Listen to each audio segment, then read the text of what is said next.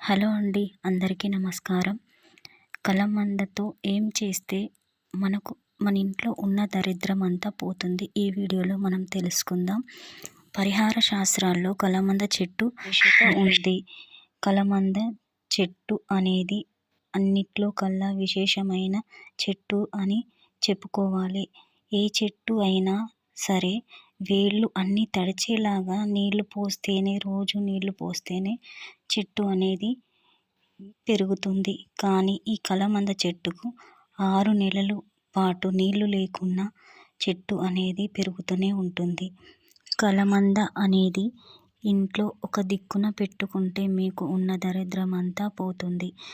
ఎవరి ఇంట్లో అయినా సరే ఈశాన్యంలో కానీ వాయువ్యంలో కానీ కలమంద మొక్క పెట్టుకోవాలి. ఎట్టి పరిస్థితిలో అయినా ఆగ్నేయంలో కలమంద మొక్క పెట్టుకోకూడదు. ఎవరి ఇంట్లో అయినా సరే ఆగ్నేయంలో కలమంద మొక్క పెడితే కనుక చాలా ఇబ్బందులు వస్తాయి. ఈశాన్యంలో కానీ వాయువ్యంలో కానీ కలమంద మొక్క ఏర్పాటు చేసుకోవాలి. అప్పుడే విశేషంగా లక్ష్మీ కటాక్షం అనేది ఉంటుంది.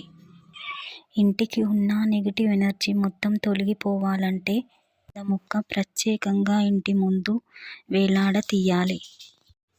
అది ఎలా అనేది ఇప్పుడు చూద్దాం. ఒక కలమంద మొక్క అనేది చిన్నపాటిది తీసుకోవాలి. మనం గుమ్మానికి తగ్గట్టుగా ఇలాంటిది ఒకటి తీసుకొని శుభ్రంగా కడిగి దానికి మొత్తంగా పసుపు రాసుకోవాలి. ఇలా పసుపు రాసుకున్న తర్వాత దానికి చుట్టూ కుంకుమ బొట్లు అనేటివి పెట్టుకోవాలి. ఇలా కుంకుమ బొట్లు పెట్టుకొని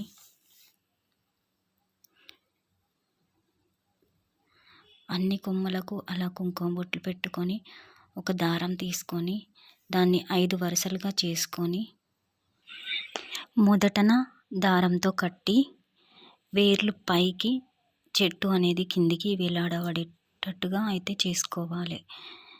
కానీ ఈ పరిహారం అనేది మంగళవారం రోజున ఉదయం 6 నుంచి 7 మధ్యలో ఇదైతే మనం చేసుకోవాలి.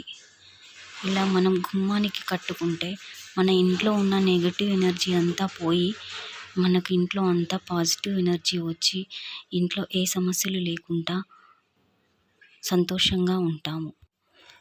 సో ప్లీజ్ ఈ వీడియో నచ్చితే వీడియోకి ఒక లైక్ ఇవ్వండి. కొత్తగా చూస్తున్నట్టయితే మన ఛానల్ని సబ్స్క్రైబ్ చేసి సపోర్ట్ చేయండి. నెక్స్ట్ వీడియోలో మళ్ళీ కలుస్తాం.